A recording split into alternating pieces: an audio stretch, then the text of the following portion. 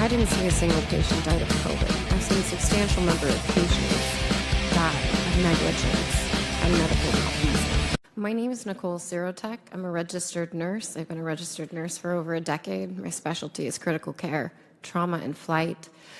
Since the start of the COVID pandemic, I've actually been rebranded, I guess you can say, as a leading expert in early intervention strategies executed on a large mass scale using the FLCCC protocol, as well as COVID patient ventilator protective strategies to optimize COVID patients on the ventilators.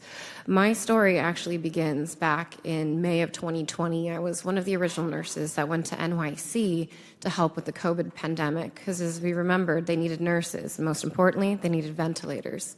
Well, I was the whole package, a flight nurse that can manage ventilators.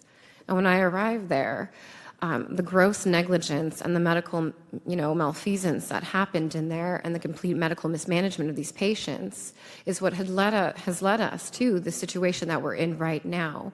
The pandemic and the hysteria that was created from poor public health measures and poor execution of appropriate early intervention strategies and the handicapping of medical professionals doing their job has led to where we are right now and into the crisis situation that we are in. I will use several key case studies that will represent larger descriptive statistical information for what I'm going to speak of. But when I was in New York, and what continues to happen today, is that many of them are not dying from COVID. Now, many people don't know about me is that I'm actually a master's prepared biochemist, and I have worked extensively with the HIV virus, tracking genetic mutations. So I feel very comfortable going toe-to-toe with some of these doctors here, although I am not a doctor, I'm just a nurse.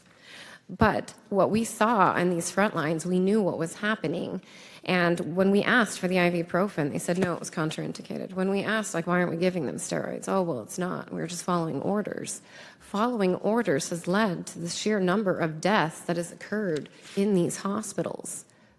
I didn't see a single patient die of COVID. I've seen a substantial number of patients die of negligence and medical malfeasance.